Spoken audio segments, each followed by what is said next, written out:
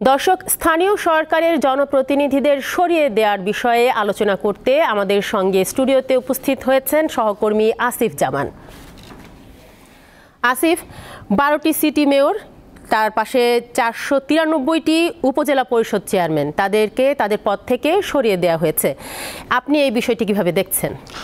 মূলত উপজেলা পরিষদ চেয়ারম্যান শুধু নয়, একই সঙ্গে পৌরসভা এবং যারা ইউনিয়ন পরিষদ চেয়ারম্যান হিসাবে ছিলেন তাদেরকেও কিন্তু অপসারণ করা হয়েছে। মূলত এই বিষয়টি ঘটেছে যে সরকার যে আইনটি আসলে এই কার্যক্রমগুলো পৌরসভা, ইউনিয়ন পরিষদ এবং জেলা পরিষদ সহ সিটি কর্পোরেশনের কার্যক্রম যাতে সহজীকরণ করা হয় বা নাগরিকরা যাতে সহজে সেবা পেতে পারেন, এই কারণে একটি অধ্যাদেশ জারি করেছেন। অর্থাৎ যে আইনটি রয়েছে সেটি আসলে একটি অধ্যাদেশের মাধ্যমে সংশোধন করে এই অপসারণটি করা হয়েছে।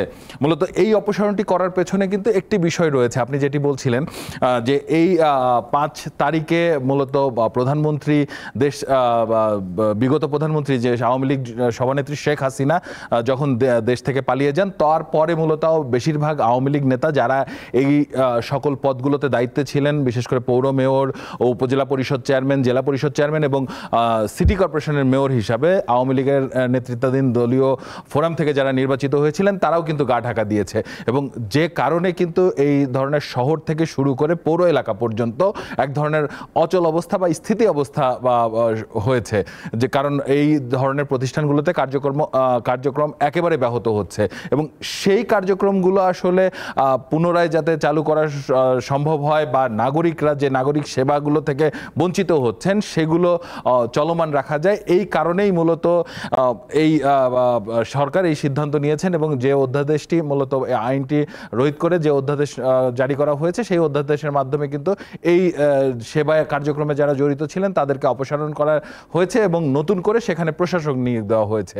এই প্রশাসকরা কিন্তু সরাসরি প্রশাসনের অংশ, অর্থাৎ এখানে আমরা দেখেছি যে সিটি কর্পোরেশনগুলোতে যারা বিভাগীয় কমিশনার রয়েছেন, চট্টগ্রাম সিটি কর্পোরেশনের দায়িত্বে চট্টগ্রাম বিভাগীয় কমিশনার, খুলনা সিটি কর্পোরেশনের দায়িত্বে খুলনা বিভাগীয় কমিশনার, রাজশাহী সিটি কর্পোরেশনের দায়িত্বে রাজশাহী বিভাগীয় কমিশনার এবং স্থানীয় সরকার মন্ত্রণালয়ের 2 জন অতিরিক্ত সচিবকে ঢাকা দক্ষিণ এবং উত্তর সিটি কর্পোরেশনের দায়িত্ব দেওয়া হয়েছে।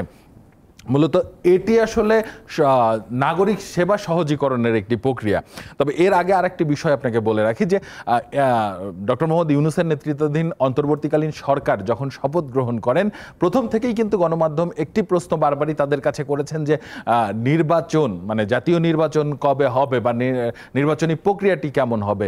তখন থেকেই কিন্তু সরকার বারবার আশ্বস্ত করার চেষ্টা করেছেন যে পরবর্তী নির্বাচনগুলো যাতে স্বচ্ছতার ভিত্তিতে হয়, মানুষ যাতে ভোটাধিকারগুলো প্রয়োগ করতে পারে সেজন্য তারা ব্যবস্থা নেবেন। মূলত এই যে যারা মেয়র এবং যারা চেয়ারম্যান হিসাবে যাদেরকে অপসারণ করা হলো, এদের নির্বাচিত হওয়ার বিষয়ে কিন্তু একটি প্রশ্ন সবসময়ই ছিল।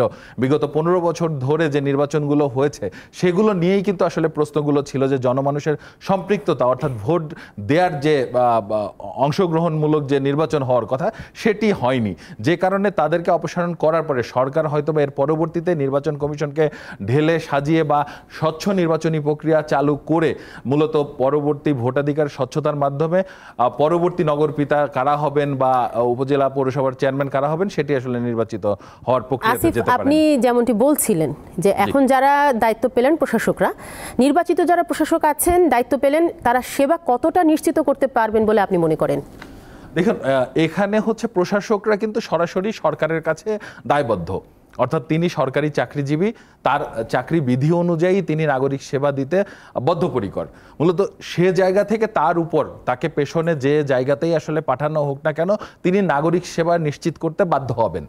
এটি এখন এখানে যে প্রশাসকগুলো নিয়োগ করা হয়েছে, একটি জায়গাতে প্রশ্ন থেকে যাবে যে সাধারণ মানুষ যে ভোটাধিকার প্রয়োগ করে যাদেরকে নির্বাচিত করেন তারা যেভাবে সাধারণ মানুষের সেবা দিতে বাধ্য থাকেন এই প্রশাসকরাও আসলে সেইটি করবেন কিনা, এটি আসলে নিশ্চিত করার দায়িত্ব কিন্তু সরকারের। মূলত সরকার যদি প্রশাসকদেরকে এই বাধ্যবাধকতা বা এই জায়গাগুলো সুনিশ্চিত করে দিয়ে থাকেন যে নাগরিক সেবা বা কার্যক্রম যাতে কোনোভাবেই ব্যাহত না হয়, সেক্ষেত্রে আমরা দেখব যে হয়তোবা এই প্রশাসকরা সেবা সেবার ক্ষেত্রে তারা বেশ কিছুটা অনন্য ভূমিকা পালন করবেন। তবে একটি বিষয় আপনাকে বলে রাখি, এর আগে বেশ কিছু নগরপিতা যারা নির্বাচিত হয়েছেন, কয়েকজন একেবারেই নতুন, অর্থাৎ সবশেষ যে সিটি কর্পোরেশন ইলেকশন হয়েছে সেখানে আমরা দেখেছি বরিশাল সিটি কর্পোরেশনের মেয়র নতুন এসেছেন, সিলেট সিটি কর্পোরেশনের মেয়র নতুন এসেছেন, যারা মূলত একেবারেই নতুন হিসাবে কাজে যোগ দিয়েছিলেন। তারা হয়তোবা নাগরিক সেবা দেওয়ার জন্য তাদের প্রতিশ্রুতির কথা বলেছিলেন। তবে বিগত দিনে আমরা দেখেছি কিছু সিটি কর্পোরেশনের মেয়রদের বিরুদ্ধে কিন্তু অভিযোগ ছিল। সেই অভিযোগগুলো যে একেবারে ঢালাও অভিযোগ তা না, মূলত তারা জনসেবামূলক কার্যক্রমগুলো সেভাবে পরিচালনা করেননি, উপর্যুপরি তারা নানা ধরনের দুর্নীতিতে নিমজ্জিত ছিলেন, যে কারণে কিন্তু নাগরিক সেবা ব্যাহত হয়েছে। প্রশাসক নিয়োগের ফলে, অর্থাৎ সরকার যে প্রতিশ্রুতি জনগণের কাছে দিয়েছেন অন্তর্বর্তীকালীন সরকার, যে তারা সব জায়গা থেকে দুর্নীতি প্রতিরোধ করবেন এবং দুর্নীতি যেখানে থাকবে সে জায়গাগুলোতে তারা বন্ধ করবেন। যদি এই প্রশাসক নিয়োগ করার ফলে তারা এই জায়গাগুলো সুনিশ্চিত করতে পারেন এবং তারা যদি নাগরিক সেবা দিতে, অর্থাৎ পেশনে নিয়োগ পাওয়া যে সকল সরকারি কর্মকর্তা এখানে এসেছেন তারা যদি জনসেবা দিতে বা বদ্ধপরিকর হন, তাহলে হয়তোবা অবস্থার বেশ কিছুটা উত্তরণ হবে এবং নাগরিক সেবাটি আসলে অব্যাহত থাকবে বা সাধারণ নাগরিকরা যথাযথ সেবা পাবেন। যাক আসিফ, আপনার কথায় বোঝা গেল যে অন্তর্বর্তীকালীন সরকার যেই সংস্কার নিয়ে এসেছেন তাদের কার্যক্রম আপাতত এখন শুরু হয়ে গেছে, সব জায়গাতেই আমরা তা দেখতে পাচ্ছি। মূলত এই কার্যক্রমটি কিন্তু আমরা দেখেছি অন্তর্বর্তীকালীন সরকার গঠন হওয়ার পর থেকেই সরকার নানাভাবে এই সংস্কারের বিষয়টিতে, এমনকি উপদেষ্টা পরিষদেও কিন্তু সংস্কার হয়েছে, অর্থাৎ 4 জন উপদেষ্টা নতুন দেওয়া হয়েছে, উপদেষ্টাদের দপ্তর পুনর্গঠন করা হয়েছে। এখানে সরকার এখন যদি দাঁড়িয়ে সরকারের বয়স হিসাব করা হয় সেটি কিন্তু 10 দিনের বা 15 দিনের বেশি হবে না। এবং এরই মাঝে আমরা দেখেছি সরকারের বিভিন্ন জায়গা থেকে উচ্চ পর্যায়ের যে সকল কর্মকর্তা ছিলেন তারাও কিন্তু গা ঢাকা দিয়েছেন। বাংলাদেশ ব্যাংকের গভর্নর, যিনি বাংলাদেশ ব্যাংকের প্রথম গভর্নর, যিনি এ যাবৎকালের প্রথম গভর্নর, যিনি আসলে নিজেই পালিয়েছেন, এই ধরনের প্রতিষ্ঠানগুলো থেকে এই ধরনের কর্মকর্তাদের গা ঢাকা দেয়া বা পালিয়ে যায়। একই সঙ্গে এই যে সিটি কর্পোরেশনের মেয়র বা চেয়ারম্যান যারা দলীয় পরিচয় বহন করতেন তারাও পালিয়ে গেছে বা তারা গা ঢাকা দিয়েছেন।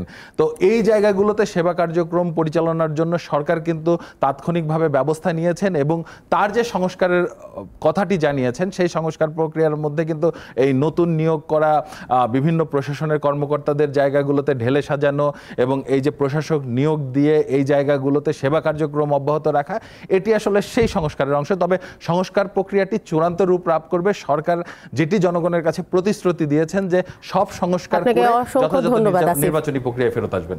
আপনাকে অসংখ্য ধন্যবাদ।